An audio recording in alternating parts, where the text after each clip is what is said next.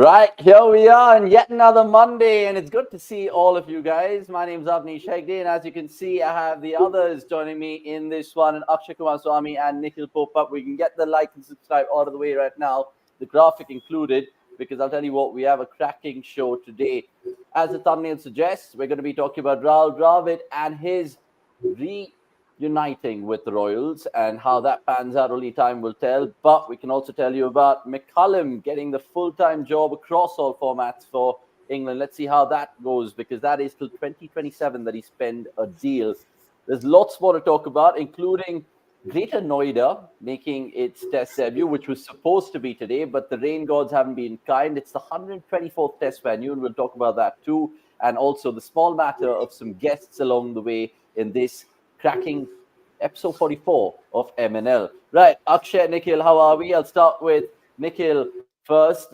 Nick's lots of cricket, and the one which got our attention today, at least, was Sri Lanka pulling something out of the rabbit in the hat. Well, finally, so much discussion about the 100% record at home, but not quite sure England were at the 100% right through the game, and fairly so. Whenever you feel that you've seen it all, England come and like, ruko zara, sabar karo. We are here to teach you more about the game. So I think very, very happy for Sri Lanka. More so because it was the Pacers who set it up. For a long time, for us and for many in the recent times, it's been like, yes, Suranga Lakmal will do it. Yes, somebody else, Vishwa Fernando once. But now you saw Lahiru Kumara coming up, Asita Fernando. Then Vishwa came on and took two priceless wickets just at the right time, Joe Root and Harry Brooks. So I think a very well-earned victory. And once again, the lower order ensured that bhai, no masti this time around. So very, very happy for, England lost, so obviously you are always happy. Yeah, indeed. Nikhil already summing that up. We were going to talk about it much more in the best of the rest, but he couldn't control himself, could he? But look, we have to, of course, talk about even the India squad selections for the Bangladesh series, and not to forget some pertinent points coming in from, where is it? The IPL rumors as usual. So, Akshay, how was your weekend? I know mine was decent. Haircut, so I don't have to wear the cap anymore. Gone back to the swanky headphones. We did Varun Aaron, not did, but we interviewed him. How was that? Was that a good memory for him? Yeah, that was that was probably the highlight of the week that way. Very fascinating chat with him, both off the record and, of course, in front of the camera. Of course, all of you guys do look forward to that as and when it does come out on our channel. Apart from that, been under the weather, sort of a flu season going around in Bangalore, I guess. So, just recovering from that. And yeah, hopefully this week I get to watch a lot more cricket. Last week, cricket-wise was definitely a lot more muted. Was just trying to recover and sort of getting better. Is it just my internet or is it yours? I mean, I couldn't hear Akshay at all. So I'm trying to kind of gather what he did, but I know exactly what he did. But look, thanks for that. Let's get straight into it then, because let's discuss what's happened, not just in the Duleep Trophy, we'll talk about that, but Team India picking their test squad for the Bangladesh series. And it was inevitable that the same names get picked from that England series that we saw earlier this year. We'll get the names on the board and then the boys' thoughts, because it's a 16-man squad. And the names are reflected for you right here. Rohit Sharma, the captain, and then the similar candidates in Jaiswal, Gill, Kohli. Kale's back after that first test that he played against England in Hyderabad. Went out for the quadricep injury, remember? Then Sarfaraz keeps his spot. Rishabh Pant is back, and that's so good to see in whites for India. Jurel, even though some people are kind of having a little bit of a banter on social media about his performances in the Duleep Trophy, he retains his spot. Then Ashwin, Jadeja, Akshar, Kuldeep, the spinners and the pacers in Siraj, Akashdeep, who of course played in that England series, and Bumrah and Dayal, who's the new returnee there. Right, Akshay, last MNL, you said Yash Dayal, and you got it right. I said Musheed. He obviously didn't get a test call up, but your man did. Surprised? Expected? Not surprised, now just a bit hesitant. The minute I heard that Yash Dayal has been picked, of course, the RCB fan in me could not think enough about कि यार अगर इसको गलती से भी cap मिल जाता है तो मतलब RCB का uncapped retention वहीं पे उस पे पानी फिर जाएगा उस साइड पे. So I just hope. I know it sounds very sort of ulterior and superficial. Of course, happy for the lad, especially given the kind of ride he's had when it comes to top tier cricket. But yeah, if he does get a chance for India against Bangladesh, I'm just rooting for him. Will be rooting for him. He's got the skills. He's shown that even during the first round of Duleep Trophy. Now it's all about just executing it at the highest level as well. And this India Test squad for your first thoughts? Interesting. I thought. I don't know. Yeah, I think we couldn't hear it because you were speaking on mute. So well done. Now you can hear me, right? Yes. Yeah, now we can. Now we can. Okay, so apologies. So your first thoughts on the India Test squad and what did you make of it? Because again, similar names and it's a prep to the 10 tests we have in the next 12 months. Yeah, I think, overall it was very expected in terms of the people picked. Very happy for Akashdeep in terms of his retention. I think it was very, very crucial. Even more so for him to come good after that test against England, because it's the manner of the wickets in the Duleep Trophy that I think got him the nod. And that's important to see. And left arm angle, people wanted Ashdeep also to be part of this setup. So in that aspect, I'm happier for Yash Dayal to come in, because maybe I feel Yash Dayal at this point of time might be better suited to that format as compared to Arshdeep. So in that aspect, those two names were very happy. Otherwise, the only surprise to me was Bumrah play. I genuinely felt that he could be rested. But otherwise, pretty expected squad, if you ask me honestly. Yeah, and it's a good squad because, look, at the end of the day, the BGT is the biggest focus in this year's test scheme of things for India. I know they play New Zealand in Bangalore. We're going to be doing fan cams in Chennai when they play India, the Bangladesh game on September 19th. And it happens during my birthday, India, Bangladesh, Jesus Christ. But we will live to that. Pant returns, and Akshay, it was inevitable because this man, of course, starred in the last BGT. So even if he did, of course, perform badly in the Duleep Trophy, I know he got that 61 to kind of save his vacant, you would have still picked him, right? Yeah, goes without saying, yeah. Pant has to be there. Like T20s, ODIs, mein bhale hi na khila lo. I cannot fathom a test side without Rishabh Pant, without a fit and available Rishabh Pant, to put it very simply. So he has to be there. I want him to get as many games as possible before BGT, because he's definitely going to start for India come the BGT as well. Even like India play 5 tests before the BGT. Even if he does not do well in these 5 tests, I still don't see him losing his place to anyone. So yeah, might as well just play him or play him in each of these 5 tests, and let's hope that he sort of gets up and running there. Okay, super. Next MNL, we'll of course be talking about the test series and previewing it with larger insights. So we won't really kind of go into that right now, but we just wanted to, of course, talk about it because the most newsiest news out of them all. Now, it was the Duleep Trophy as well, and we'll reflect on that because I feel lots of takeaways from that. Mushir played out of his skin to take India 8 reasonable first innings total. And then you felt that the other games saw Manav Sutar shine. There were good performances from Saransh Jain. So good names coming to the fore. And I just want to reflect on it with Knicks right now. But before that, the top performers, like I said, already indicative of who we spoke about. Knicks mentioned Akashdeep in his 9th in the game, and it bodes well for him. Akshay doing good things in Anandpur with the bat, where others could really not find any form. Right, Knicks, talk about the India A versus India B game. I was really hoping KL Rahul would probably pull something out of the fire on that last day, but it wasn't to be. What did you like about that game? KL getting some runs for a change. Definitely that was a welcome. Again, we touched about Akashdeep and how interesting he was and good he was in terms of getting something out of that at every point of time. I'm sure none of us are going to forget the pitch that he bowled to Reddy. Poor Nitish. I mean, that is, I don't know if you want somebody to define pitch, that was a pitch.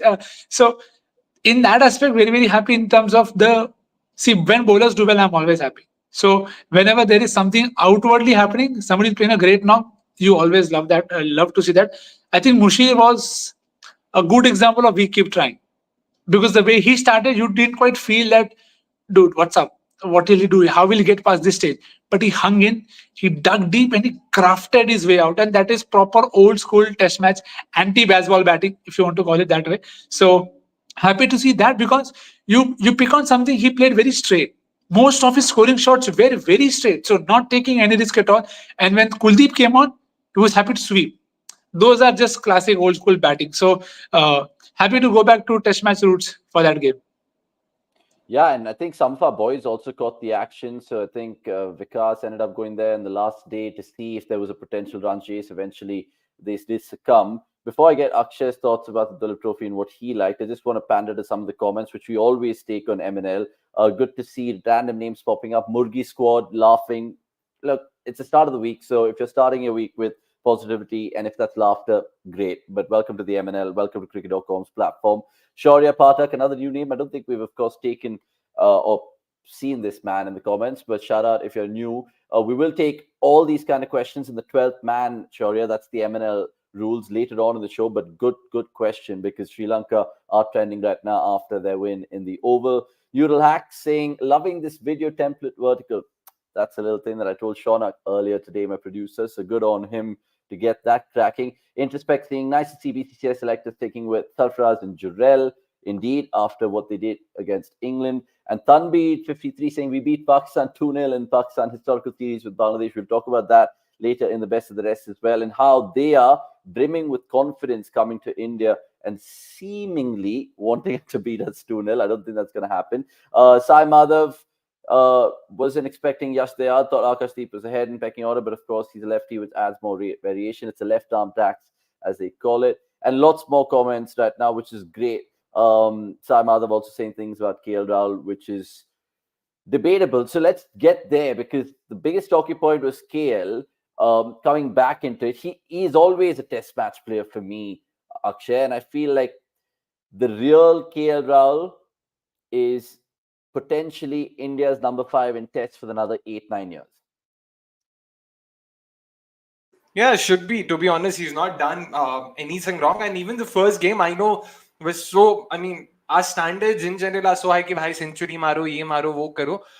More than the runs itself, it's the way he hung in there. You know, he played 100 plus deliveries in both the innings. He was happy to bide his time, especially in the first innings. Second innings, he was sort of a lot more aggressive. First innings, he was happy to bide his time. Play the balls out, play the bowlers out importantly. So was very happy. Second innings, I felt he was a tad bit unlucky that the way Yash Dayal got him out. तो कुछ कर नहीं सकते भाई, test match है, होता रहता है वो. So all in all, I'm happy with the way he performed. So to say that he didn't perform would be मतलब very unfair on him. Mushir ने बहुत अच्छा knock खेला है. I can't stress enough on how good Mushir's knock has been. Nikhil bhai spoke about how anti-Bazball that was.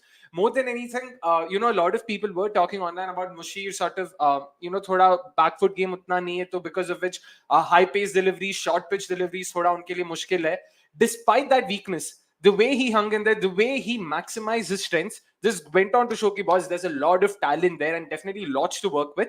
But यार मतलब ऐसे हर दूसरे नॉक के लिए तुम अगर किसी को इंडियन टीम में लाना चाहोगे तो फिर यार बात आगे नहीं बढ़ेगी ना. You've got to groom in youngsters, sure, but you've also got to give your incumbents enough time, and KL Rahul's done nothing wrong, so might as well hold on to him. So yeah, I'm happy to see him there. Yeah, I mean, it was a different look of KL Rahul as well, like the longish hair, and he put a couple of stories out on Instagram, and I was just like, I hope he really kind of does well this BGT, because I think he will be picked ahead of anyone else in those fast bouncy wickets. There's some cheeky comments coming through for the India-Bangladesh series from Tanbeer, Amit M. We'll take all of it in the 12th pans, boys. So we have lots to kind of cover in this one. So essentially, Duleep Trophy, lots more coverage on the written side of things on MNL, beg your pardon, cricket.com. So go check that out on our website as well. And just to sum up the Duleep Trophy, remaining fixtures, see it. 12th September is the next bunch of games, then 19th September as well.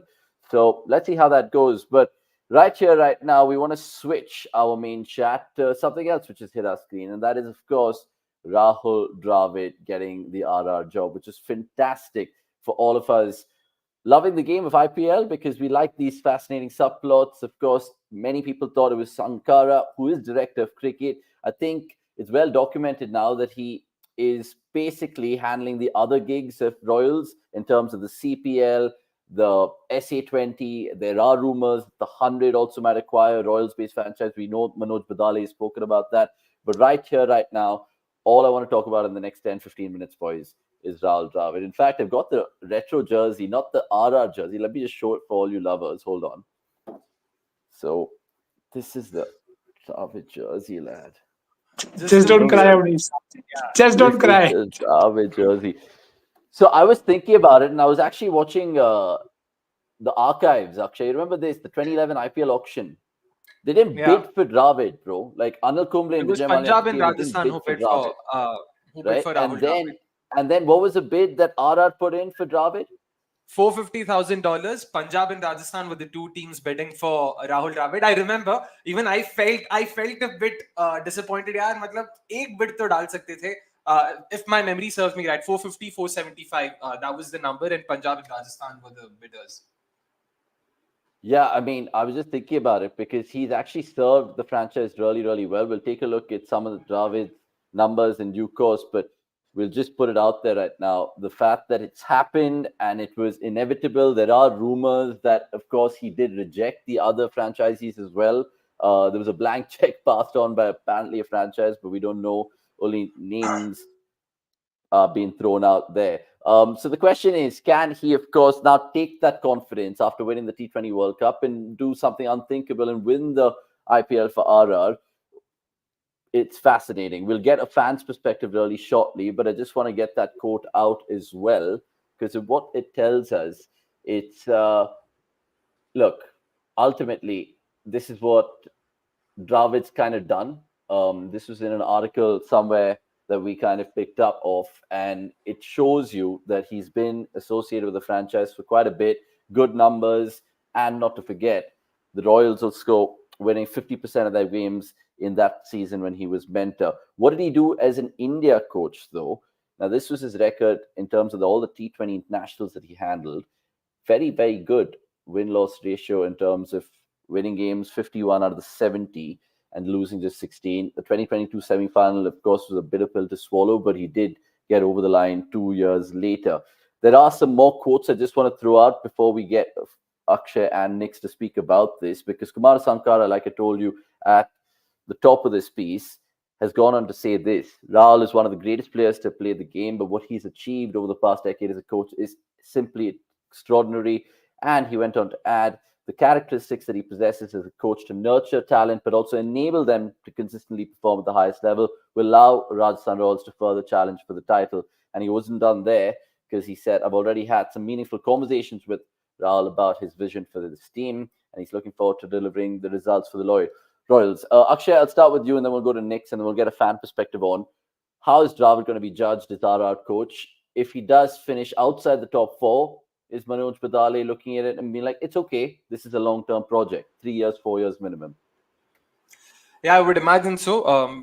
Because of the fact that they are going to bring him in ahead of the mega auction, so clearly they're looking at the next auction cycle as the period during which they would want to have Rahul Dravid being given complete freedom and sort of complete dreams in terms of what he wants to do. And how would they be looking at it? They would want a title. Anything less would be a disappointment because Kumar Sangakkara has not done too badly himself in the last 3 years. I mean, 2 playoff finishes, 1 final finish as well. So that's not too bad. Given that, now they would want to go one step further and add more to their trophy cabinet.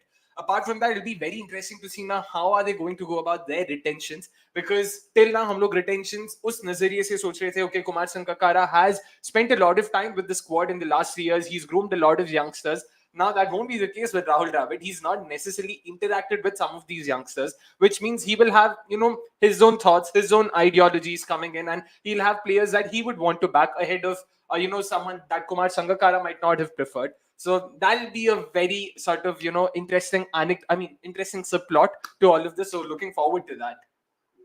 Yeah, the thing is, there are two things which immediately hit me, Nikhil.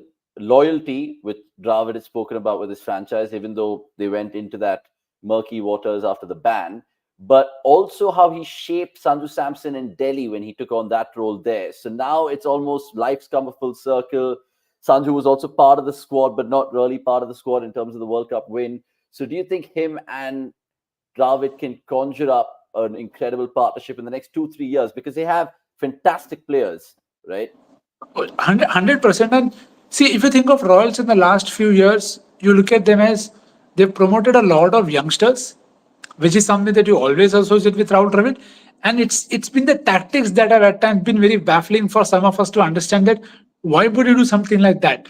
Like, I'm sure Dravid is not going to open with Tanush Kotian, for all we know. So those are some of the calls which, again, when they work out, they look great. But it's these small things in terms of building the confidence of a youngster. And you can echo the thoughts that Sangakkara had, that Sanju having been there and seen how beneficial it is to work with Dravid, I think that bodes really well for him to work as a pair with Rahul. That, see, I have these 4 or 5 youngsters. We've been with them for a while. This is what we feel about them. And we've always seen Dravid has had the knack of picking those options which are best for the day. You look at Akshar Patel in the World Cup. He's been trying to promote him forever, like in the World Cups. Did not work in Australia, but it worked when it mattered in West Indies. And somehow he has a trophy. So eventually, for us, it's the result. So in terms of that aspect as well, I think Dravid will get that free reign, that take an auction cycle, pick your own youngsters, and then we see how they are groomed, because you already have a great person in Riyan Parag now, who's come through as a shining example for the franchise. That we had these youngsters for a while, but we could not identify the right role. How can we do that for the holes that we have? Do we still need to use Ashwin? How do we get that number 6, number 7 all rounder? So I think these are the few things that I look forward to as a straightforward option. That does Sanju and Dravid come up with a youngster there, or they go out and buy one in the auction? So I think it's very, very exciting times. More so because Dravid is the kind of person who you think, even with DD, he's always bagged youngsters. So I think it's a perfect match. But now I'm just hoping that the match works out in favor of RR. But as Akshay said during the IPL, hopefully for the entire season and not just the first half. Yeah, I mean, that's the thing with RR, because they got off to a sublime start and then they ran out of gas, eventually got over the line and then beat RCB, unfortunately. But look, with RR, it's been well documented that they've been a conveyor belt to Indian cricket in the last couple of years. Jaiswal immediately comes to mind, but there's, of course, even people like Jurel, Kuldeep Sen, who, of course, I think debuted in the Bangladesh series or was supposed to. There was, not to forget, stalwarts in Ashwin and Chahal. So this appointment has come before the auction. So Dravid has its time over here. Before we get the RR fan on, Tanveer just chatting shit, saying, do you think Bangladesh deserves to be in the IPL? They do, man. But if they're not good enough in their own BPL, I don't know. The IPL is the highest degree for sure. Imagine the IPL started from the 2009, then RR is same as RCB, and Sangha is being insulted here. No, he's not. I think Dravid's got the job on merit, and Sangha has so much already on his plate with regards to the Royals. So that's how I look at it. And Sai Madhav going on to say, will be better for Sanju's career at this time to have Dravid's company by his side. Hopefully he makes it big. Yeah, Rajasthan Royals fans are absolutely chomping at the bit right now. Speaking of which, we have a Super Royals fan joining us right now in the MNL, and let's get him on, because it just makes you think about what Mihir will tell us about Dravid's appointment. How happy are you? Definitely, I'm so happy. If I have to, if I have to just put it into some words, it has been an emotional connect with the what I can say, the wall, the legend of RR, and for the Team India as well. So yes, exciting times ahead, hopefully. Before Rahul Dravid got the job, there were rumors that Sangakkara could get the job. Ponting, of course, after being sacked from Delhi, was available. And then Dravid's name came out of the bag. So are you now happy in hindsight, or do you think those two also would have done a reasonable job at Rajasthan? I think those two can also have been, a good option for us, because as we have seen that, Ponting has been, removed from the DC's coaching setup, and I think he didn't did that much great job for the DC in the last few years. But I think that could also have been a very, very good option. But having someone like Rahul Dravid in the team, just now he have won the T20 World Cup as well. So yeah, he brings a lot of experience as well, and he has been with the franchisee in the past. So yes, really excited for it. Yeah, I mean, Rahul Dravid, we showed you his numbers, Mihir, and we'll show the fans right now just tuning into MNL, because it just makes you think about how he can translate that into the IPL sitch. Because 70 matches is not a small full of games. It's actually a huge number. And to get 51 wins, albeit redundant bilateral series, as devilish Indian fans would say. What are your hopes and concerns and expectations as a fan in the next couple of years? Because I know there is a mega auction. So do you think, like I asked Akshay earlier, if you guys finish outside the top 4, will you guys be really livid, or do you think you want to be patient with Rahul Dravid? I think in case if we didn't qualify for the playoff, I think it will be a major disappointment for us. And I think the team which the management have made in the season 2022 to the season 2024, this team also deserve at least one IPL trophy. But I think the destiny have some other plans, and I hope that at least Rahul Dravid win at least one IPL title for the Royals. Okay, let's see if that is actually true. But Mahir, thank you so much for your time, and we will wrap up proceedings with you. But it just makes you think, boys, about how it's all going to unravel for Rajasthan Royals, because the fans last year were absolutely happy with their performance, even though they limped to the qualifiers.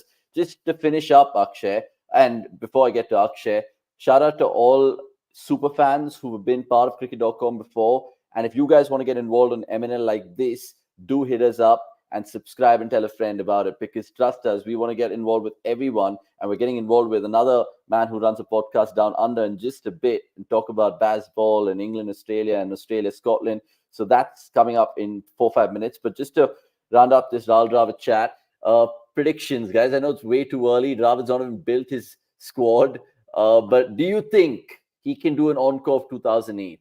And do you think he can actually even emulate his own time as a captain mentor when he, was making Champions League semi-finals, so on and so forth? So Akshay, you first, and then Nikhil. Yeah, I mean, itna to ho jana chahiye.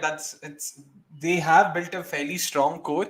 और बाकी auction छोड़ो, retentions तक हमें नहीं पता. Like, we're so far away from being able to predict anything. But yeah, I would even then say, as things stand, they will be disappointed if they don't make the playoffs, at least in each of the seasons of the next auction cycle. So that's a bare minimum that they'll be looking at, and hopefully at least a trophy or two if possible. But playoff finishes is something they wouldn't want to go back on. I'm just thinking from a player's perspective as well, whoever eventually gets bought by RR, Nikhil, because now Dravid is coach, immediately the Indian players will kind of, be much more throwing themselves into a brick wall sort of for Dravid. Will that be right to say? Or do you think regardless, whether it was Ponting or Sangha or Dravid, the players would have been themselves? I think they would be themselves. It's also a lot to do with how Royals have built as a culture. Like as a team, you look out for their videos that they put out on social media. It's always come across in the recent few times in the years like a very closely, a very tight unit, and that's what's there with every franchise who's been there for a while, because that loyalty factor, that the love and affection and the taking care of players, I think that is something that is always going to be there. So I don't think that is going to change. And with Dravid also, see, you can possibly gauge from some of the interactions that we've heard about Rohit with Rahul, that how they both have communicated and they've both gone about things. I do not think it should be a problem. Even more so because there's Sanju at helm. So Sanju's been part of the setup for a while, and he's worked with Dravid also for a while. So he knows both ends, and I think that should be the good enough bridge for everybody to be on the same page and just fighting for a single battle. Yeah, because Rahul Dravid definitely has that connection with RR, and like we spoke about in the last 10-15 minutes, it's going to be a fascinating subplot for the IPL, let alone anything else. Right, let's of course pander to the other things happening in the cricketing world, and one of the things which is definitely going to catch our eye in a day or two is the England-Australia ODI series, and I say that because Brandon McCullum, even though he's not taking the job immediately, it'll be Marcus Descotic, who I think is his understudy, and then McCullum will get the role full-time for the India series, which starts in Feb. We'll show you all of that and much more, and in fact, bring on a special guest as well in the best of the rest. So what are we waiting for? Let's have that segment on right now.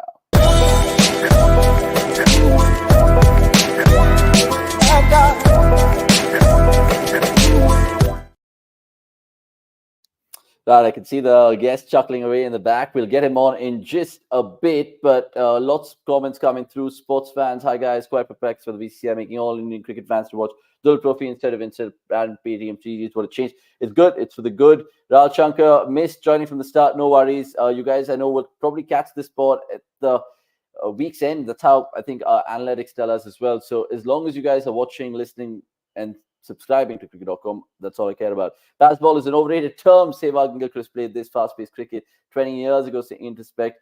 And a shout out to Kushbu Agarwal, who says, hi, if you're new to the channel, please subscribe and be part of the cricket.com bandwagon. Right, time to get on the guest and talk about Australia first, because they are the visitors in this England ODI series, and they've already been in the UK in the last week after hammering Scotland.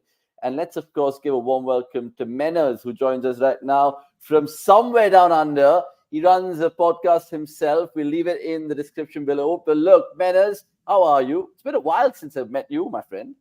G'day, guys. Yes, I'm coming to you from Sydney, not far from the SCG. And that's right, I host the Cricket Unfiltered podcast.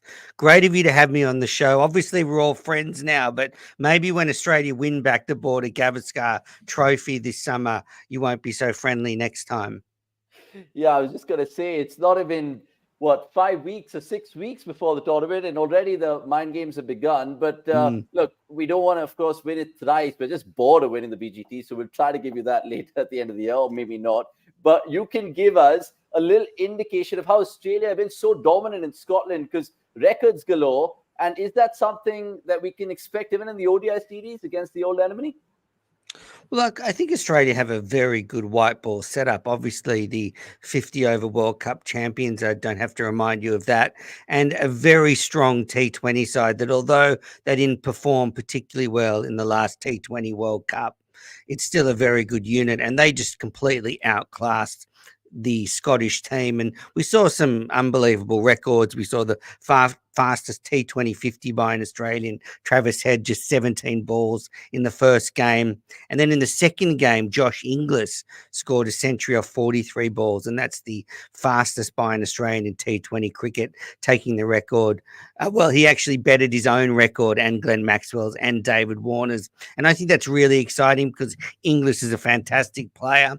And then in the final match, we saw Cameron Green come home really strongly with a very fine all-round performance, and you would have all seen him do it in the IPL, but he hasn't quite dominated international T20 cricket the way he has done franchise level. So overall, a fantastic series for Australia. Yeah, let the boys jump in with some questions right now. Akshay, with regards to the England and Australia ODI series, and of course, all roads lead into the Champions Trophy. Let's talk about Australia first and how they're pipped, of course, to go and play possibly in Pakistan. I'm not sure about India, but they have, I think, Zampa playing this time around. They have Aga in the squad as well. So just looking from an Australian lens, Akshay, how do you feel they're going to be coping, at least in this series, on those pitches? Yeah, I mean, I completely agree with Menners there. First of all, 30 seconds in and shots fired already. That's what gets me going as well. It's just the Border Gavaskar Trophy. It's almost like everything is only being spoken about in the lead up to the tournament. I mean, to the tour, be it the test matches, be it the limited overs cricket. But coming to Australian white ball setup as well, I in particular want to know more about Green, because Cameron Green is someone I've genuinely enjoyed watching. I'm an RCB fan myself, so can't not talk about the bias there. But do you think of him as an all-format superstar, or do you sort of want to wrap him in the wool, given how much of a toll it takes, playing so much cricket all around the year and all of that? How do you think is Cricket Australia looking at Cameron Green? Because he seems to be playing white ball cricket. For the longest time, I thought he's probably somewhere going to be in the fringe, but he wouldn't necessarily be a part of the setup when it comes to limited overs cricket. But that doesn't seem to be the case right now. Look, he's been put in cotton wool since the beginning of his international career. They've bowled him only in short spurts at test level, and they've really tried to preserve his body. So you're right, he hasn't played all formats all the time, and he hasn't quite been in our first choice white ball teams. But we're seeing a sort of changing of the guard. We're seeing all-rounders start to get a little bit older.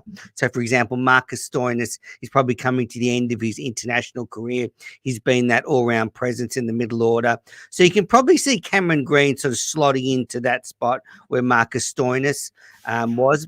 But also Cameron Green gives a white ball team great flexibility because he can play as an out-and-out bowler. So if you get on a pitch that's turning and you want to play an extra spinner, you can play Green in your top 6 or 7 and he can take the new ball or bowl first change. So I think now that Cameron Green's 25, you're going to see Cricket Australia unleash him on the world. Like, they're not going to hold him back anymore. I think you're going to see him be front and center in both white ball teams and quite a dominating presence, because he's starting to sort of his personality is starting to match his frame, and he's starting to impose himself on cricket matches, because he's a bit of a gentle giant underneath it all. So I think it's taking him a while to come out of his shell.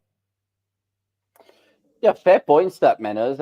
Wanted to ask you about another name which has come out of Australian cricket in the last 12, 18 months, and that's Jake Fraser-McGurk. And we've loved him in the IPL. He's going to be, of course, opening the batting in the ODI scheme of things as well. And there's 5 ODIs to have a good look at him, I'm guessing. Do you think he'll come good? And do you think he'll get all 5 games for starters in this series? He had a disappointing series against Scotland, 2 ducks in that series, so not a terrific start to his T20 international career. But you're right, he had a fantastic IPL. He was scintillating at the top of the order for the Delhi Capitals, just a terrific player. But he has shown right throughout his domestic career real patches of inconsistency. So I think he's got a chance now to take this spot at the top of the order, but I don't think he'll have that chance forever.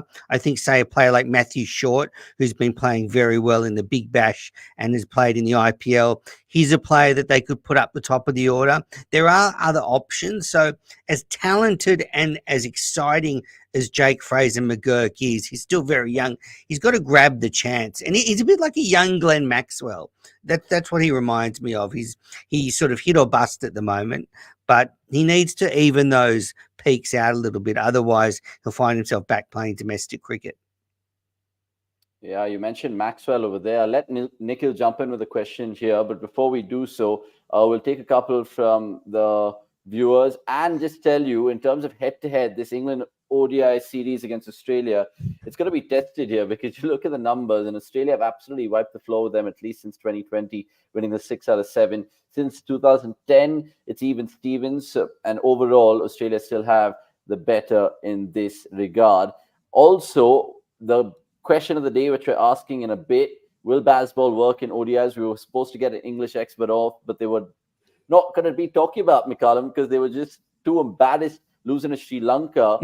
So be it. So we'll get Nikhil's question in for Manners right now. Nix, what do you have for the man down under? Well, firstly, great to see him on board. I wish the Australian batters had the confidence he has in the last 3 BGTs, but it's okay. We'll see those in the upcoming times. But great to talk BGT. It just tells you how much there is World Cup, there is WTC, but all we are talking about is a BGT, a 5-match test series. So firstly, great to catch up with you. A few pointers that I wanted to get from you on 2 players in particular. One is Marcus Stoinis. What do you really genuinely feel about him in terms of what is the general perception of him around Australia? Because at times in the IPL, you feel he's a talent who's not always utilized in the best form, but sometimes you don't see good returns. So you're kind of second doubting yourself. But he plays a lot of T20 cricket across the globe, and he's always in demand for, so to say. So something about Marcus Stoinis from you in terms of honest, what do you feel about him? And how exciting is Cooper Connolly? I mean, I know we haven't seen him yet in international cricket, but do you feel that tinge or spark with Cooper Connolly playing? Great question. I just want to touch on that question about Brendan McCullum, about whether his Bazball will work in one-day cricket.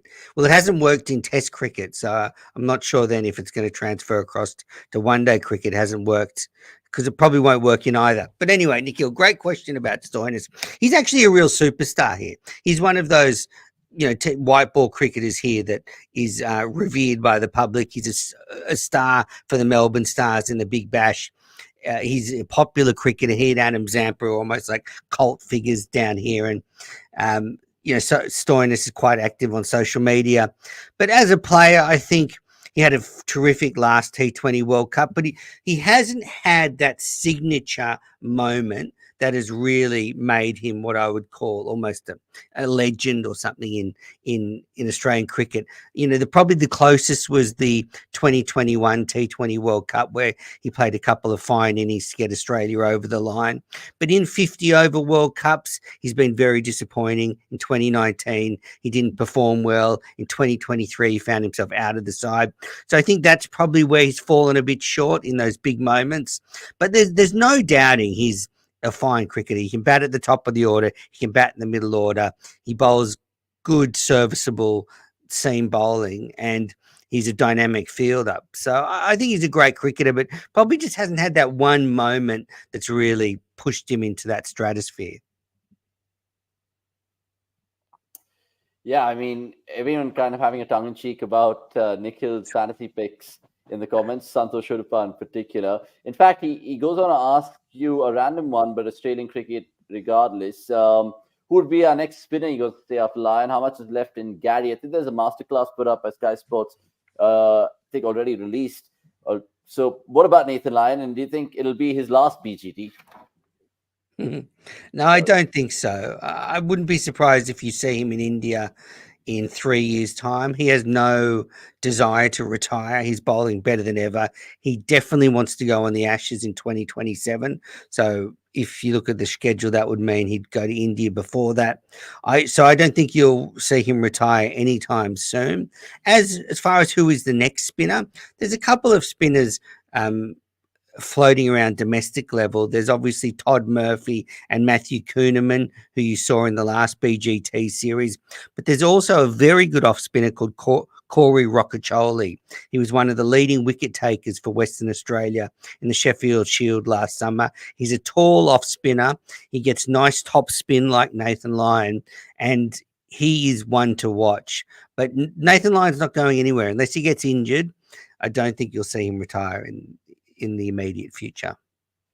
Okay, that's something to think about. There's also another thing to think about, Akshay, in terms of Bazball and whether it'll work in ODIs. I know this series won't give us a template, but I want to ask Menners as well before he jumps out. But I'll get Akshay's thoughts on this first. Akshay, I mean, McCullum was always going to get the job, right? After what he's done in terms of the test scheme of things. And he's done pretty much wonders for them in terms of churning out personalities as well. It's not just about his win-loss ratio, which is depicted here, 19 out of 29, just the odd draw. So you can tell by his mentality. I want to ask you how it's going to be for him, because it's 2027. It's pretty much a vision that Rob Key has with this man. To be honest, it was a bit of a surprise seeing McCullum being chosen as their white ball head coach, because, when they went for the split coach role and all of that, a lot was made of, how England are leading a sort of new era where we'll have separate coaches for white ball formats. And of course, we'll have a separate coach for test cricket. And that makes sense because of how different the tactics are. And invariably, they'll be tapping into different talent pools. So that seemed a lot more progressive. Now it almost seems like they're trying to, I want to say, hit the panic button. They're like, boss, we're not sure about our white ball cricket right now. The World Cup wasn't the greatest, both T20 and ODI. And it's high time they sort of groom someone in or bring someone in who has a know-how of their local players and could also sort of carry the reins going forward. So Brendan McCullum, that way makes sense. It was a fairly straightforward option for them.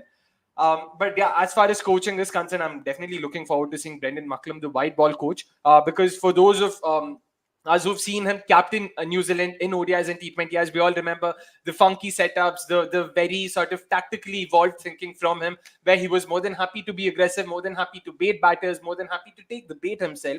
So looking forward to seeing a lot more of that aggression, tactical aggression that is on the field. It would have been great to actually see a bit of McCullum Morgan, that KKR 2021 setup here as well. But of course, we can't really talk about that here. But yeah, looking forward to seeing, how he sort of looks at ODI cricket right now. Because sure, with Test cricket, the idea was also to reinvent Test cricket, reimagine Test cricket, Bazball and whatnot. Does he do something similar, or would he sort of stick to the tried and tested method of what worked for England in the 2015-2019 era? That's definitely going to be something to watch out for. Yeah, because I think I just saw his interview with Mike Atherton. He said that he's closer to Joss Butler than he was closer to Ben Stokes when he got the job. So he knows exactly what he's getting into. He wants to make a similar environment that he's done around the Test match scheme of things.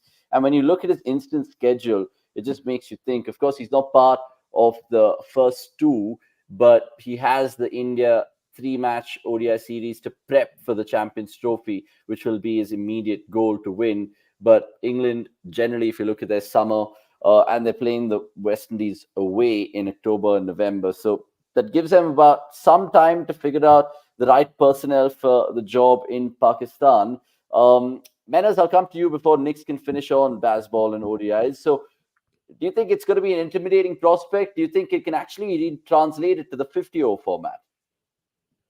Well, I think it's a smart time for Brendan McCullum to take the job. I think when he took the job as Test coach, he said there wasn't much of a challenge with England's white ball teams because at the time they were the 50-over champions and then they won the T20 World Cup not long after that. But at the moment, they're at the bottom of the barrel. They had a couple of bad World Cups. Well, they got the semi-finals of the last one, but the 50-over World Cup was a disaster. So it's a good time for him to take over because there's a lot of improvement that the team can take. And look, he's clearly a spirit guy. He's got a vibes guy. He likes to get the team playing golf and feeling relaxed. And it's working in the Test side.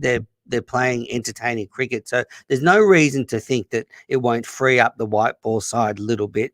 And probably if you're a coach now coming into the white ball setup, you would feel a little bit in Brendan McCullum's shadow. He's got such a revered coach at the moment. So probably sensible to make him coach of all formats. Yeah, I was just going to ask you another question really quickly then, because we've seen it into the Test side. It's where it's unimagined in terms of early declarations, going hard and playing at a run rate of 6. What is going to be in the ODI game? You're going to get 450 every time these guys walk out of bat? I mean, for viewers listening in, what can be Bazball actually in ODI cricket? Because it's a simple question, but it's harder than we think about it. Well, maybe he'll start to bring in some players that he's liked what they've done at Test level. Maybe he'll make some personnel changes, but could just be a refreshing approach. And you're right, it won't change much because they did play aggressive, carefree cricket in the white ball setup. So I can't imagine it being a huge change. But I would preach caution. They haven't won anything major since Brendan McCullum's taken over the Test side. They haven't won the Ashes back. They haven't won a series against India. So, they haven't won a World Test Championship. So if I'm an England fan, I wouldn't be holding my breath that he'll definitely turn them into winners, but they'll certainly be entertaining to watch. And it's fun watching England fail. So even if it's a complete disaster, it's going to be a good time. Yeah, I think that's a good point to look at it, even though you're kind of being a devil's advocate right now. Let's get to Nikhil's thoughts about just this and how it's going to pan out. Next, because when I actually think about it, you look at some of the players who've also moved on from the ODI scheme of things. Moeen Ali, the latest to retire, and we'll touch upon him in just a bit.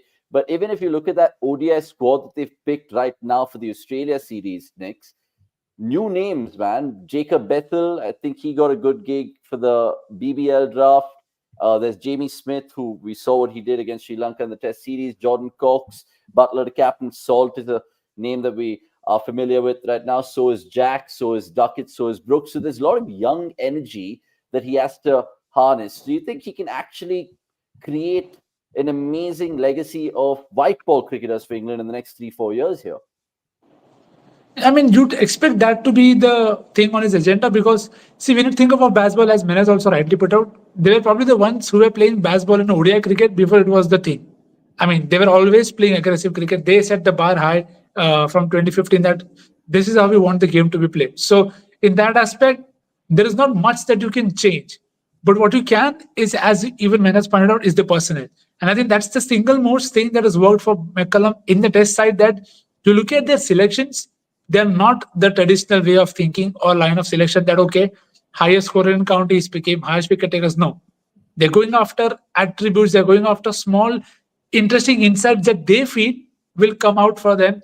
And whether it is Jamie Smith, whether it is Josh Hull, who's gotten a cap at just the age of 20, and whether it is Jamie Smith. So plenty of such calls.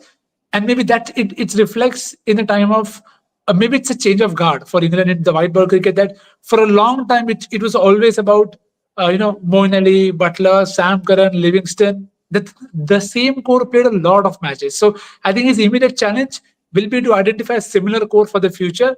That who are my next all-rounders? Whether it is Jacob Bethel, whether it is Jordan, who's still playing somewhere always when he wants for England. So that new core is where I think Bazball, McCullum's role will become very, very crucial.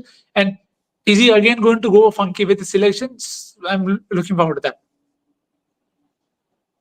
Okay, interesting, because that's the Monday Night Live question. Will Bazball work in ODIs? Lots of tweets coming through and people on Facebook watching as well, having their comments, which is good to see. Let us know. We'll take some of the comments. No, Even in the 12th I'm going to say time. no. I'm going to say no. It won't. Yeah, won't Absolutely work. won't. Yeah. I'll tell you what, because we as Indians and you as an Australian, Manners, I think we'd love it, no matter how it actually progresses, whether they actually revolutionize the game, they get 400, which I think they nearly did against Netherlands not too long ago. So if that's the kind of template, I'll be excited to see that. Rahul Singh quickly saying Crawley might be getting through in the ODI squad for the next series. McCullum backs him so much, and Joe Root should play ODIs if they're really serious about ODI cricket. I mean, there's no Root, no Stokes, no Bairstow, no Moeen Ali, no Jason Roy. So it's a complete wholesale change in terms of how the paces are going to shape up as well. I know there's Jofra Archer, but there's Josh Hull, there's Bryden Cast. You can't even pick 11 right now if you actually have to do so. Let's just leave Manners here in terms of the last question, because the T20 series starts first before the 5 ODIs that England and Australia play, and that starts on the 11th of September. And Mitch Marsh is captain of both. And Santosh Sharpa, who's a massive fan, sorry, Nix, I know I'm covering your face with this question, but when would Australia try resuming bowling services of Bison, or do they want to take it slow and allow him to focus on the batting and captaincy in the T20 internationals? Manners?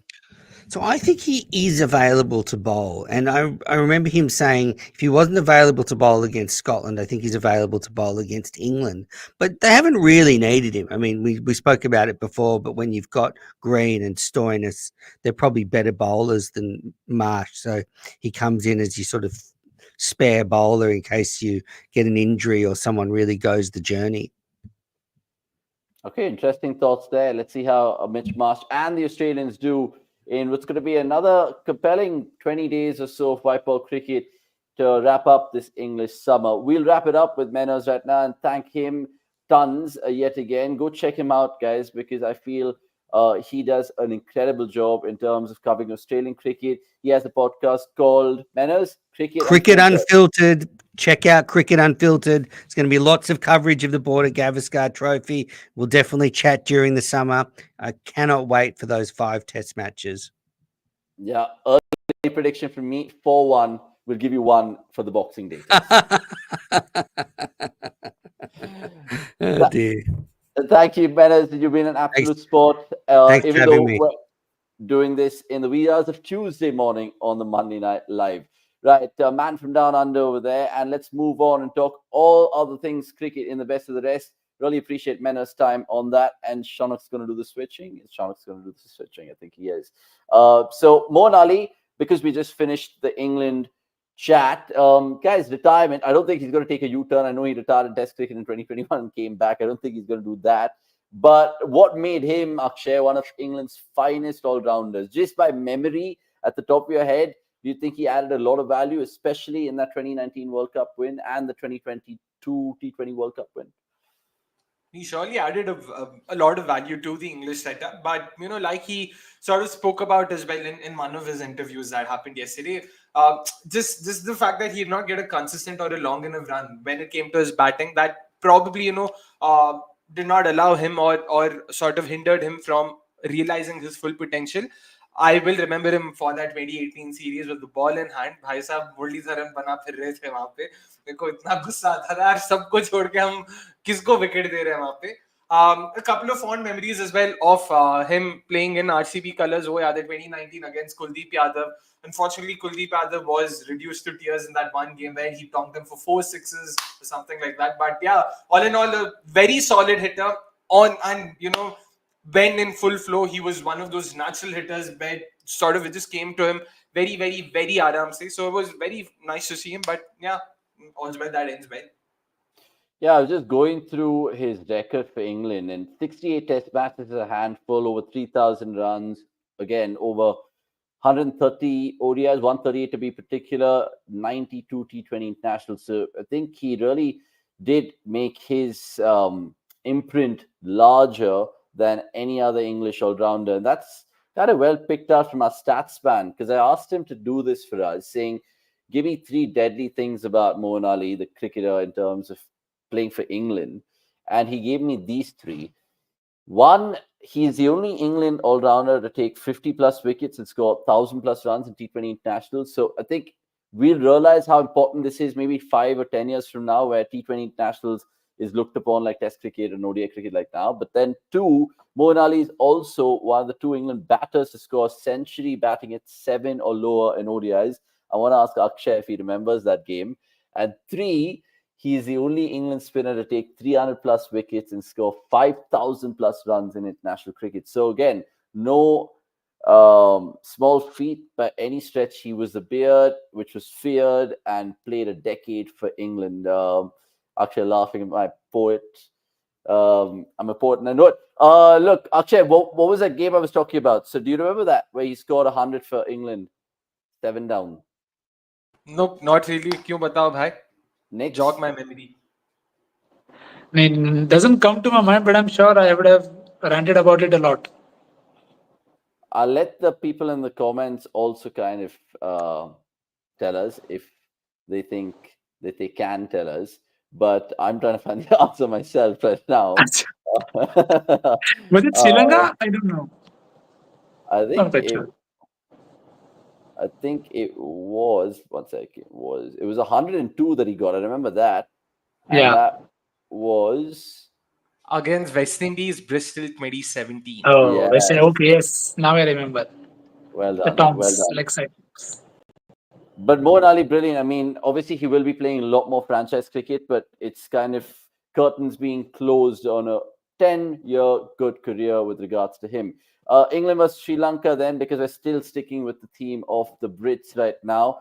And like Nikhil said at the top in his introduction, absolute crazy scenes out there at the Oval. Michael Vaughan spoke about it during the course of this test match, saying England should stop taking the piss, stop taking the mickey. I know they need results, but they also need WTC points, and they've cocked it up. So, Nix, continue from where you left off and tell me why this is such a blunder in terms of the larger scheme of things. I know they won the series, but still, it doesn't bode well.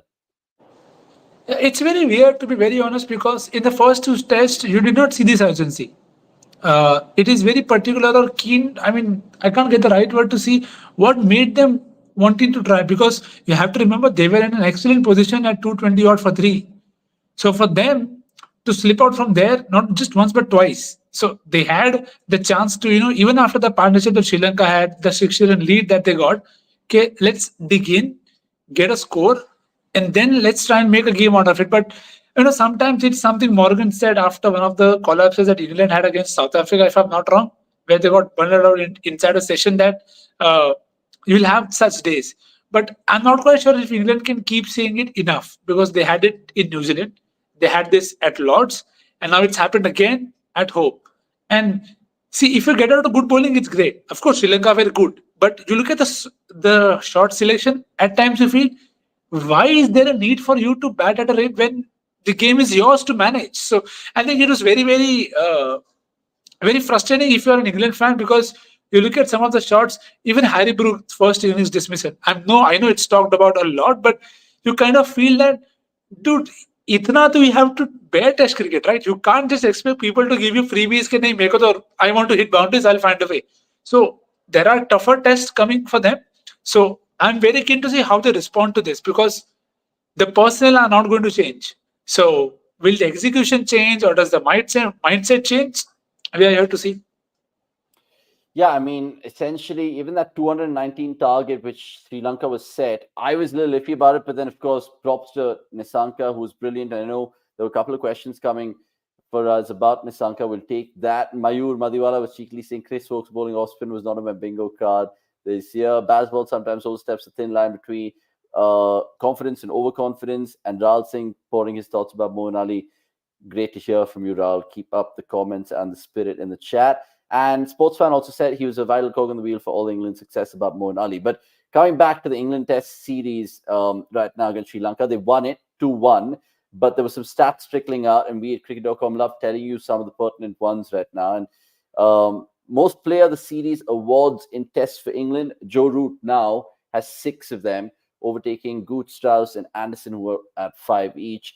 And Sri Lanka's test wins in England, only 4 in their history.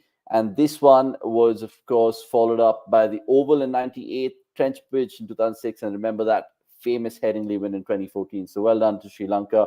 And not to forget other stats, go check it out on cricket.com. It's absolutely brilliant in terms of all the coverage that we're doing. In terms of all the cricket in the world, it's quite ridiculous. So final thoughts about just the series. I know we saw even Josh Hull make his debut for England. Left-arm pacer this test, Akshay. I don't know if you had a look at him, but he gave me an impression of that former Kiwi pacer back in the day, Shane O'Connor.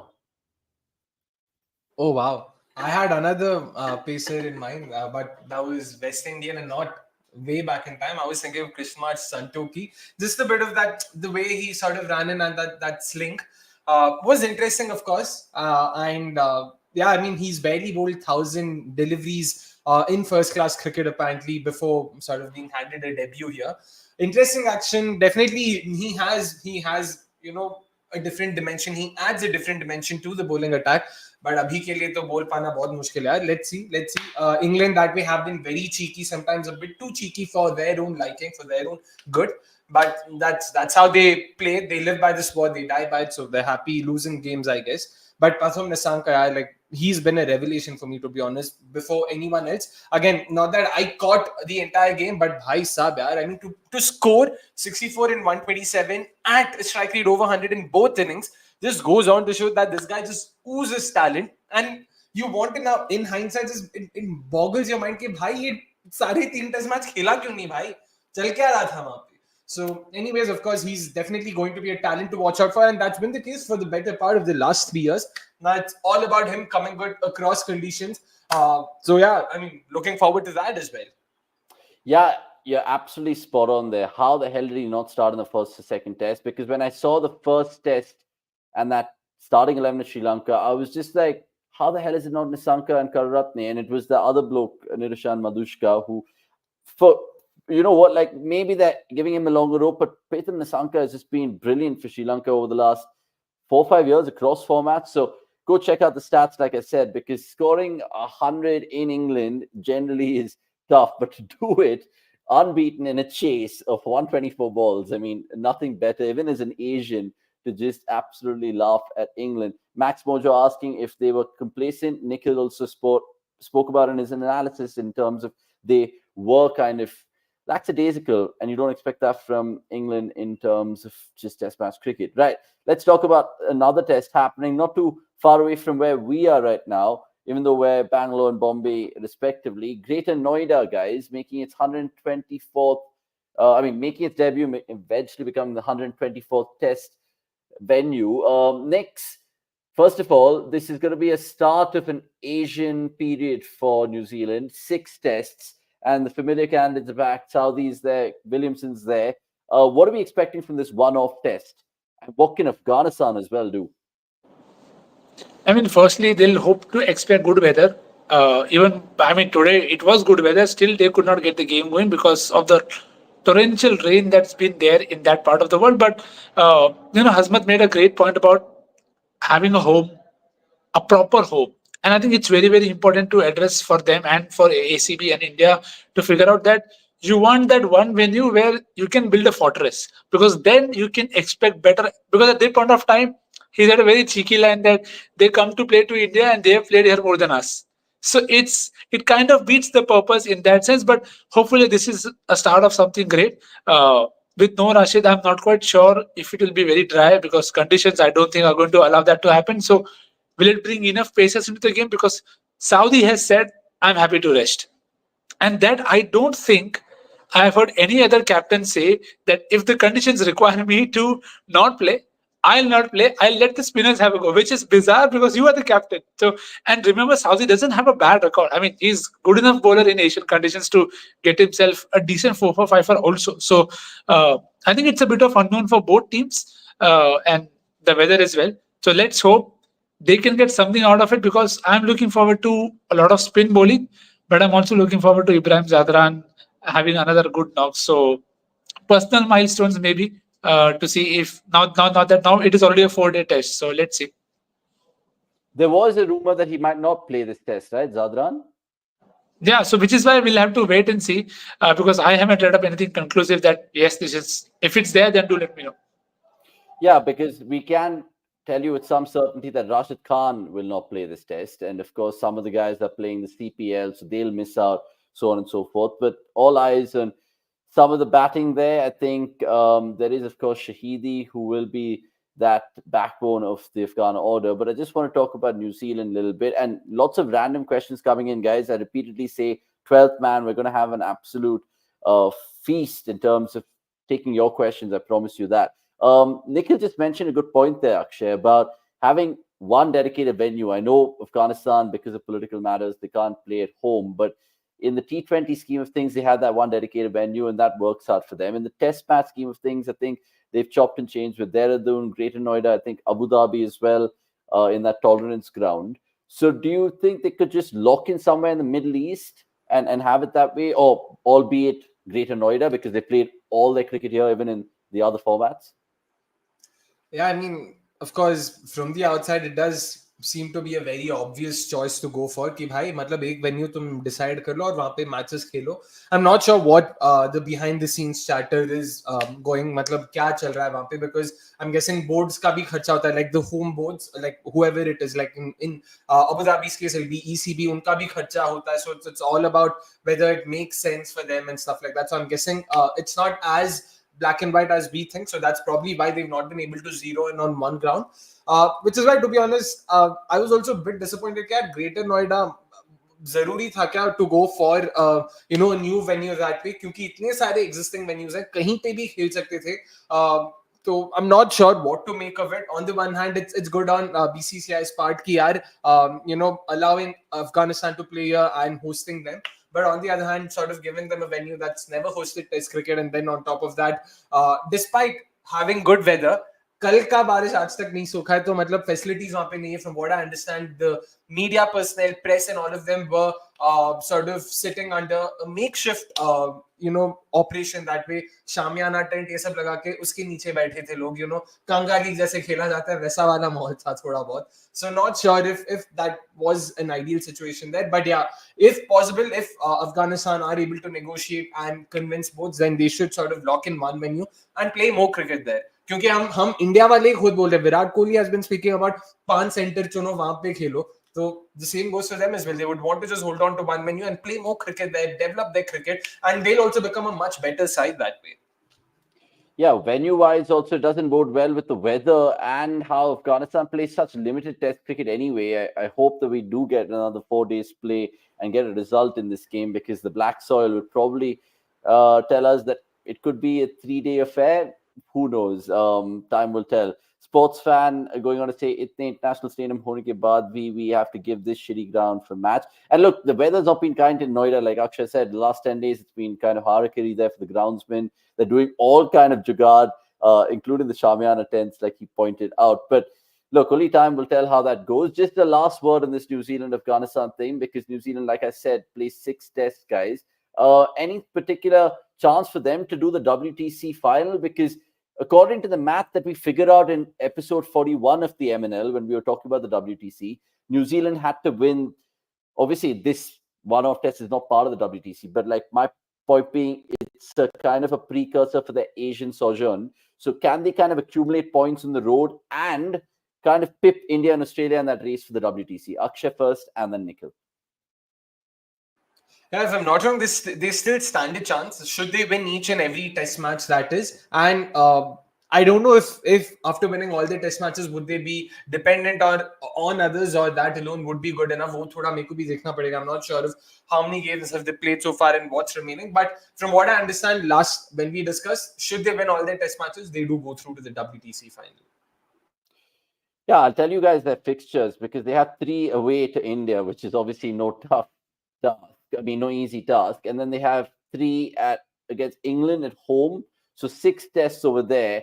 and that will, of course, be taking points off India as well. So that series, which starts on the 16th of October of India, will be very, very important. Nikhil, I mentioned There's also Kane two Williamson. against Sri Lanka, right? September 19th. Correct. And Sri Lanka as well to complete their Asian program. Nikhil, I was just going to ask you about Kane Williamson because regardless of all the other formats, he's been brilliant in tests of late. And in Asia, he only has 100, which came on his debut tour. So do you think he can now have a point to prove to him personally? Because now the focus is on Test cricket after the contract situation and all of that. Yeah, I think it will be there. The problem for him in terms of making those big scores, because you see a lot of those New Zealand players haven't quite had the success that they would have wanted on such kind of tours, where you see sometimes Tom Lendl showing you how to bat on an Asian surface, which is you feel Kane as their premier batter would want to show that would want to lead the way. So I think the Sri Lankan challenge in the first one in itself will be the biggest one for him because Sri Lanka having taken a win off England, they'll feel very, very confident of playing at home. So I think it will be these two tests against, of course, you'll have Afghanistan, but I think if you can get a start in Afghanistan game and then have a good time in Sri Lanka, maybe then things can revolve around him. But given Prabhat Jayasuriya and my bias for him, I think Prabhat Jayasuriya should do the job. Kane might have to wait till the India series for his second turn, so to say.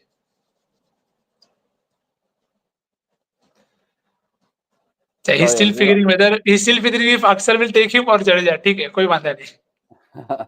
No, not at all. But yeah, I mean, good points that you mentioned over there. Let's see how New Zealand stand the test of time in Asia. If you guys are just joining us, by the way, on the Monday Night Live, we've already spoken about Australia versus Scotland and how dominant they were. Some records, go check that out on cricket.com, including, of course, Travis Head. There was, of course, Jake Fraser-McGurk just having a laugh there, but like Mena said earlier, not scoring. But Travis Head did score 25 ball 80. That was well documented in our stats piece. And Josh Inglis too with that absolute record blitz ton of 43 balls. And that is something which is always covered in our written pieces in terms of the website. And I just want to showcase the newsletter, which is a weekly thing, and we recap different things about it. And as you can see, it just gives you a little nugget of what you guys have missed. So if you've been living under a rock, this is your weekly recap. We, of course, do the video version of it, which is called the MNL. Right, enough of my fun and games right now. Let's move on because there's so many other things to just quietly touch upon. CPL, boys, what's happening over there? Heroes and zeros and whatnot. There were some crazy games. Last week, I remember I saw a game where the target was 260 and these guys got all out for 226 with 2 overs to spare.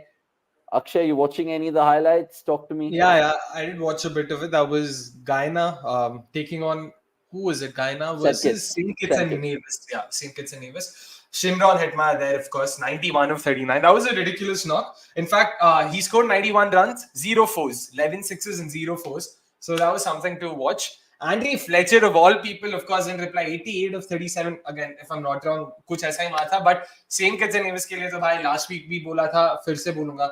Mikhail Louis, फिर से please देखते रहो भाई. मतलब बहुत प्यारा खिलाड़ी है, बहुत अच्छा खेल रहा है. This is my first time watching him play T20 cricket as well.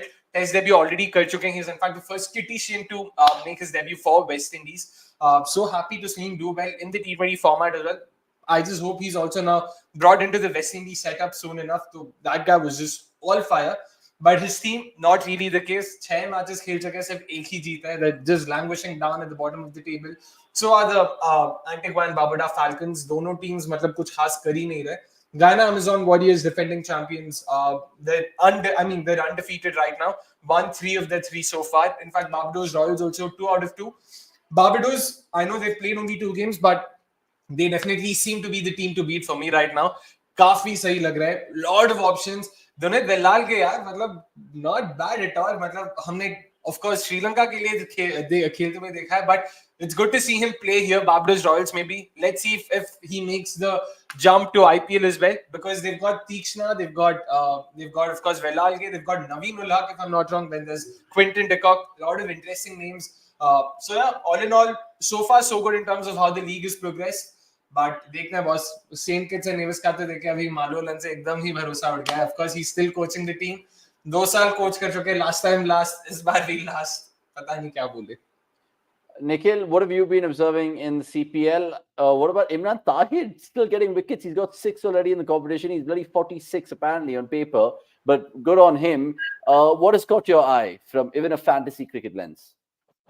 I mean, if only I could wake up every day at 4:15 or 4. But it happens sometimes by mistake. And Fabian Allen beat me to it. Comes along randomly, picks up a 3 for, scores runs with the bat. So that was one game that I was like, the one game that I woke up for, and this is what you do to me. So decided, nahi khade honge, apan nahi utenge. We'll watch highlights. Shanti se happy for Wala Lage, as he said.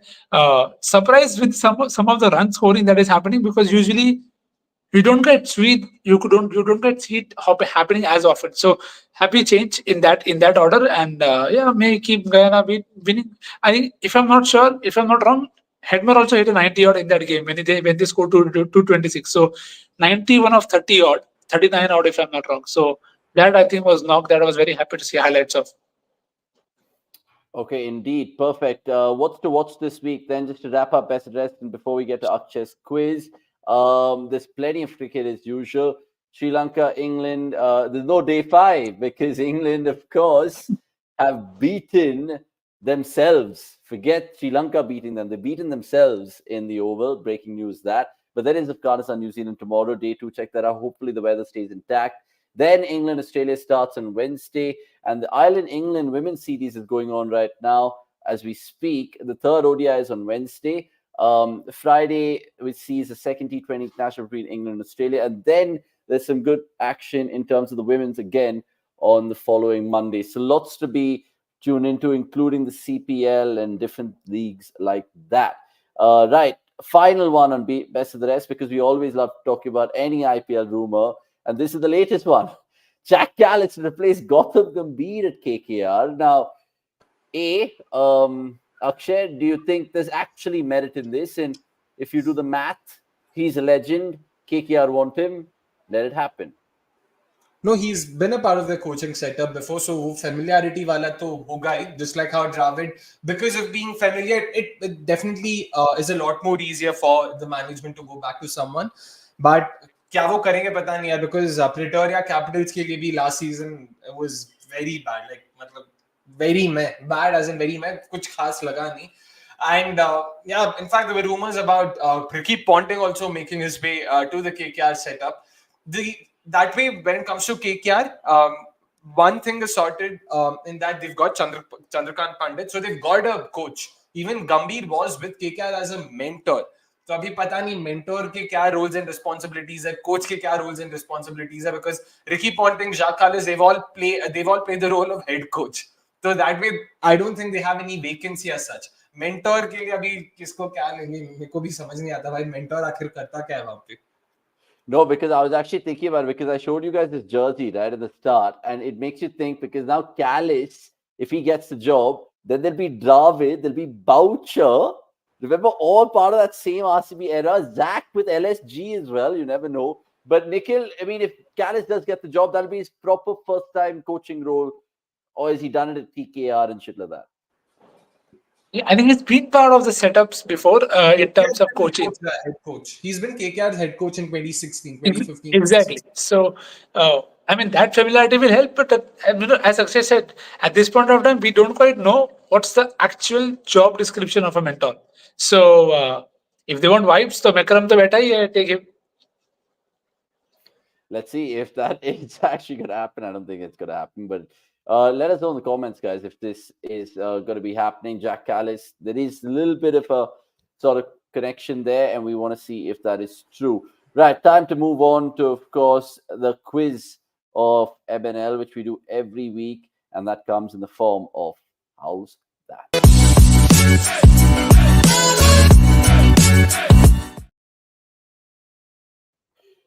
Right, MNL, of course, and How's That, where we offer you some goodies to win. Last week, Akshay asked you guys this, and it was a good question to jog your memory a little bit. There were a couple of answers, but I'll let Akshay take over right now so he can explain that. Yep, once again, a group of 12 names, just connect karna tha. The other thing that I did not give you guys now, of course, I can give you, is that Karun Nair was a new entrant back then, and this time around, Himmat Singh is another entrant. So these are all, of course, captains of the defending champions of each of the T20 leagues happening in India.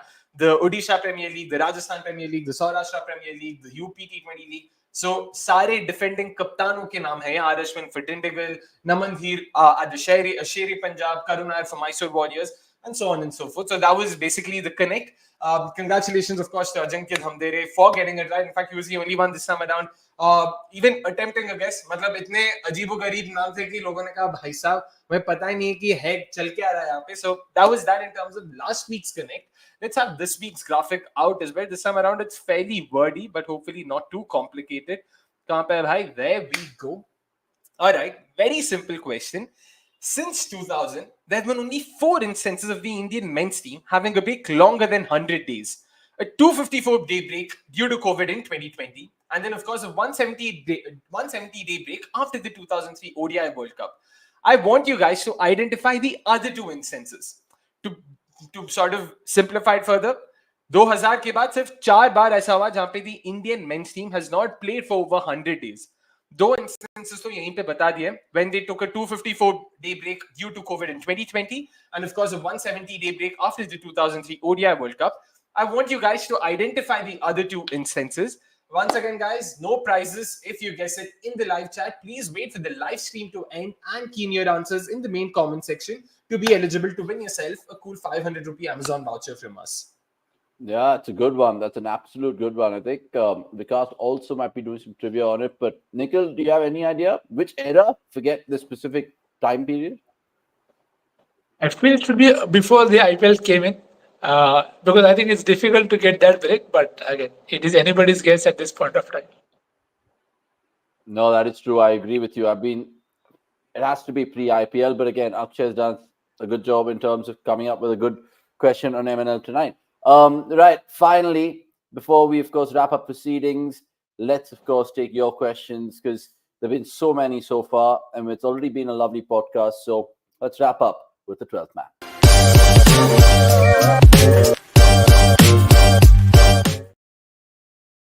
Right then, in no particular order, let's take some questions, guys, or comments rather. We've let Park in the comments on the chat. New Zealand would have had 3 left-arm spinners in the playing 11. Pant Jessa would be a key factor in that series. Absolutely. I think generally as well, if you look at the venues, it's going to test the Indian batters, but I think they should be passing that test. Not with flying colours because, look, New Zealand are not by any stretch going to be rolled over, but it's a good point that you mentioned there, Kanan B. I want to give one question to Nikhil in just a bit, but Santosh Udapa spotting out a very key article in cricket.com, and my mate Gaurav Nandan Tripathi got in touch with Himanish Ganju, who of course is one of the cricket analysts going on this time around. He was hired for the job in the Caribbean. In fact, let me just see if I can present it for you all, because it's a pretty cool article, and a shout out to our writer. Stellar job in terms of just getting some insights from Himanish and how he worked with Rahul Dravid in winning India the second T20 World Cup. Right. More questions to take. I wanted to give one to Nix, which was coming from, hold on. I did see it. Yeah, from Shaurya Pathak. Can Nissanka and Kamindu be the next Sangha Mahela or maybe greater? I feel both are more talented than previous, but again, De Silva was more talented, even though the records don't suggest so. So where do you stand on this? See, I think comparing them to those 2 greats will be very, very unfair on the players. I think they are very, very... it is easy to, of course, say that they are different. They have very different roles, and it's a very completely different setup in terms of the 11 that they are playing on. Now, when Sangha Mahela played, it was always going to be about them and a few more individuals, but with Nissanka and Kamindu, you have to see there are other people as well who are good enough to be part of setups. Now, Debooth has been part of the setup for a long time now, but you don't quite think of him and it feels like he should be the leader of this pack in terms of batting numbers. So I think there's a long way to go.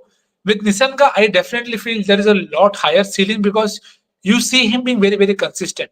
And I think that is a very good virtue, and he's great at pacing the innings. And that, I think, helps him a lot in terms of adapting to different challenges, which Akshay spoke of just a while back, that the next box for him to take is do it across conditions, across varied conditions, at high pace, high bounce, and all of that. So hopefully Nissanka can build on this.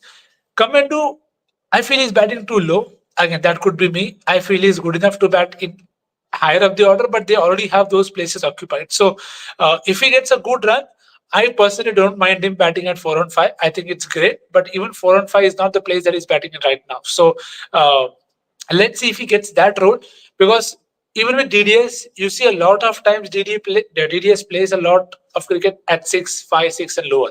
So by the time, it's always about rebuilding and stuff. But when you bat higher up the order, your job, your requirement will change. So I definitely feel there is a lot of potential in both of them. I wouldn't compare them to Sanka Maila, but if I had to pick one of these two, I think Nisanka has a higher ceiling, but Kamindu has a lot more all-round package to offer to you. So I would be happy with that as well. Okay, interesting. That's a good one. Mohit Rajan saying, how are we? We're all great. I'm exceptional. I'm going to be looking forward to having a really good quinoa salad I've made. And my Cricket 24 career mode is on pause. And we're interviewing some real good legends of the game tomorrow in Unwind, so life's good right now, touch wood. But he also asked Akshay, why no Washington Sundar in the squad against Bangladesh? Because Ashwin, of course, is with the other three spinners that we all kind of imagined would be there, Akshar, Kuldeep and Jadeja. But off spinners, given that he's brought it up, why no Washi, A? And B, what did you make of the other off spinners in display, such as Saransh and so on and so forth? Yeah, all of them were really good. Sarang Shen, Tanush Kotian, of course. And apparently, Ajit Agarkar is also roped in. Himanshu Singh, a Mumbai-based, very tall, lanky off-spinner. बहुत ज़्यादा देखा नहीं है. So it's exciting to see that, they are happy to sort of bring in these youngsters, especially inexperienced youngsters, as net bowlers and whatnot. So that way, the off-spinning reserves of India seems to be in good hands. With these names, and buys in Washi there, like Avnish mentioned, 4 first 11 spinners तो already हैं. Squad में 5 लेके करोगे क्या? So ठीक है. You can't blame them as well. ठीक है, it's a fair call. Okay, last one comes from Sports Fan, because I know that we're strapped for time, so apologies to you guys. But if you guys are listening to Spotify, do join us on YouTube and subscribe and like the video here, because it does help with the algorithm. Finally, both of y'all can take it. Because Sri Lanka, of course, it's been their Monday to celebrate. If you guys have missed it, they did dismantle England at the Oval thanks to Pathan Nissanka and 127 not out. So, Nikhil, how do you see Jayasuriya as coach? I know he was just given the interim task, but now with more positive results, it's good. He's lost the series 2-1, but of course he did beat India in the other format, albeit. Yeah, I think I'm very excited to see him probably take up more role, because you saw that even in the India-Australia ODI series, a lot of these small things about when is Velalage coming out to bat, how is he batting, when is he bowling, how is he bowling, the fields that were set. So it felt like there is something that's definitely on, and you could see him being involved. I don't remember any other Sri Lankan support staff being shown as much as we saw Jayasuriya in that last series, and it just tells you how much of an input you're a former cricketer. This is what we expect from former cricketers. Okay, you've played the game enough, you've paused it. This is what we want from you. Get get the players around you, and of course, you will say the other side that whose call was it to have Chandimal keep in one innings and Madhushka keep in one.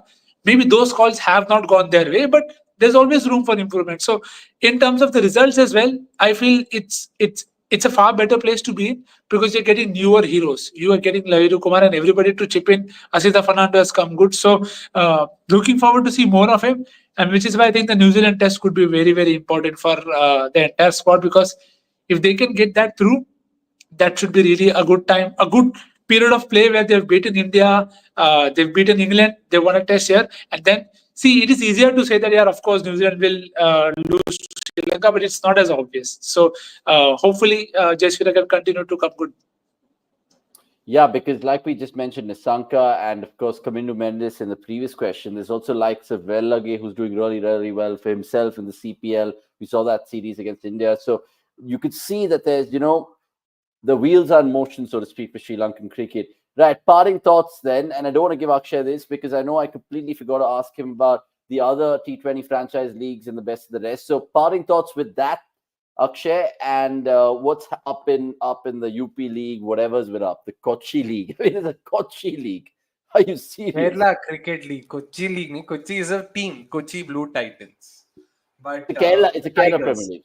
Yeah, Kerala Cricket League and Kochi Blue Tigers. But yeah, so Delhi Premier League, of course, was done and dusted yesterday. Like I said, Himmat Singh's side, these Delhi Riders trumping Ayush Badoni's South Delhi Superstars. Very interesting final. East Delhi Riders winning by just 3 runs. Lot of names to watch out for. Mayank Rawat was definitely the player of the final there. Tejasvi Dahiya did very well for South Delhi. Unfortunately, wasn't to be the case for them. Priyansh, Ayush, both of their superstar batters did not really turn up. Simarjeet Singh, bhai, he's been chucking bullets left, right and center. बहुत ज़्यादा सही रहा है वहाँ पे भी. UP T20 League में भी Gorakhpur Lions started off very strongly. Then Dhruv Jurel, Yash Dayal, Arinjal, all 3 of them went for Duleep Trophy duties, and उसके बाद से तो उनका भी डामाडोल रहा. They've just gone downhill. It's nice to see Rinku Singh's side, Meerut Mavericks do well, so they've been on top. So all in all, वहाँ पे भी अच्छा चल रहा है. The same names that we mentioned last time around, Swastik Chakara, the Zishan Ansari, Abdul Rahman, Sunil Kumar, all of them have been doing really well. So looking forward to them. Just one last update: the Indian women's team, of course, they also start their camp tomorrow. In preparations for the T20 World Cup, which starts in about 3 weeks' time. So lots to look forward to there. The camp is in Bangalore. Importantly, Shriyanka Patil and Yastika Bhatia, both of them have been declared fit. So they will be a part of the Indian setup. So most likely Yastika Bhatia will be slotted in her customary number 3 position. So that's that. The camp starts tomorrow. Very excited for them as well. They, of course, start their tournament on the 29th of September with warm-up games against West Indies and South Africa before they start the league stage with a game against Pakistan on the 6th of October. So in terms of cricket, all around, this is pretty much it. So in terms of updates, excited for that as well. Brilliant. I mean, can't Akshay to give us an injury update of Sri Lanka Patil in particular, and even Yasika Bhatia. I mean, I don't know how she got the Melbourne Stars contract, but she has. But all those women's cricketers were actually spectators in the Chinnaswamy watching the Duleep Trophy. But it's good to see that they're doing this 10-day preparatory camp before the World Cup. Nick's final thoughts with you. What's going to be on your agenda this week? We kind of spoke about what's there in terms of the viewing, but any particular thing that we've missed or you want to watch this week? Yeah, England, of course, England, Australia, it's always good to see that. It's very good that I'm making most of the break by doing this one from Gujarat and not from Bombay, which is why the vertical bit here. But it is good. I think it's good to take some time off because we know the reasons there. But England, Australia is a series that I'm definitely looking forward to. Australia, Scotland was close. Could have almost made a fortune, but we keep trying. So let's keep it at that. Okay, I mean, you guys should have got Nikhil's fantasy show prior to the Scotland versus Australia series because some good tips there about Zampa, which came through. So they're going to do another fantasy show. Go catch them tomorrow. There's plenty of other content. There's a Stoinis interview, which I did, which was out on Friday. Go check that out. And there's some incredible unwinds coming along. We shot with Varun Aaron. We're going to shoot with 2 of the greatest names in world cricket right now.